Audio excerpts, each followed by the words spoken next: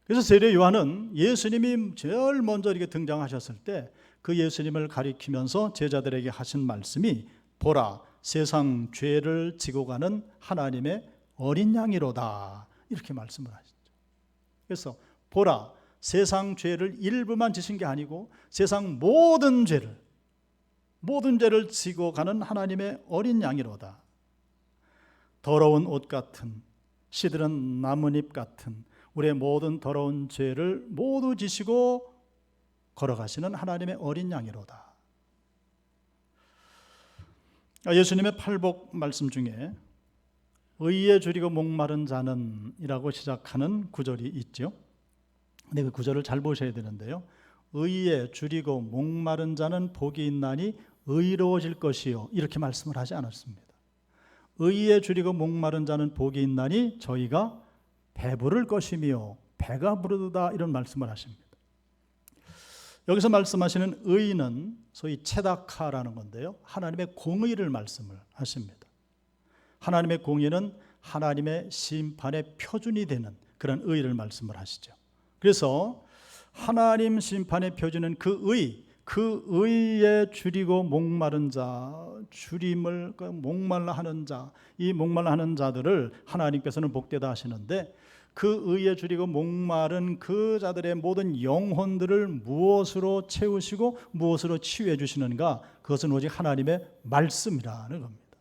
하나님의 말씀으로 의에 줄이고 목마른 그들에게 배부름을 얻게 하신다 하는 것. 할렐루야. 그래서 우리가 하나님의 교회 안에서 늘 말씀을 강조하고 말씀 묵상을 강조하고 말씀을 읽으라고 말씀을 드리고 하시는 것은 무엇입니까? 의에 줄이고 목마른 우리의 영혼을 말씀으로 터치를 해내는 거죠. 이것 이외에는 방법이 없습니다. 그때 말씀의 영이신 성령 하나님 함께 역사하셔서 우리의 심령을 터치하시고 힐링시켜 주시고 우리가 영적인 배부름을 얻게 되는 것이죠. 자, 우리가 말씀과 친구 되기 두 친구 운동을 지금 벌이고 있는데요, 너무나도 좋은 기회라고 생각을 합니다. 이것은 그냥 성경을 읽는 통독에 불과한 것이 아니고요, 성경을 정독해 나가시는 거죠. 성경을 미리 알고 읽어 나가고 마음에 새기고 하는 것들. 그래서 이 모든 것들을 알고 의에 줄이고 목마른 사람에게 어떤 일들이 일어나는가? 정리하면 이렇습니다. 의에 줄이고 목마른 사람이 자신의 한계를 깨닫게 되고, 자신의 의가 더러운 옷과 같다는 사실을 깨닫게 되고, 자기가 세상에 자랑할 것이 없다는 사실을 깨닫게 되고, 자기가 남을 업신여길 자격이 없다는 사실을 깨닫게 되고, 지금까지는 바리새인과 서기관과 같았지만은 그 의로 천국에 들어갈 수 있는 것이 아니라는 사실을 깨닫게 되고, 그래서 오직 예수 그리스도를 통해서만이 더 나은 의, 주님께서 요구하시는 완전한 의를 얻을 수 있다는 것을 깨닫게 되는 것입니다. 그런데 성도 여러분, 이 깨닫게 될 때 하나님과 우리의 관계, 오늘 관계 축복주일이지 않습니까? 하나님과 우리의 관계가 회복되어지는 것이죠. 복인 줄로 믿습니다. 하나님과의 관계가 회복되어지니 그게 복이시고요, 그런 복을 받은 사람들은 어떻게 해요? 모든 이웃들과 모든 관계가 회복되어지는 것이죠. 성도 여러분, 한 주간 이 말씀을 붙드시고 관계가 회복되어짐으로 영적으로 육적으로 귀한 복을 받아 누리시기를 주님의 이름으로 축원합니다.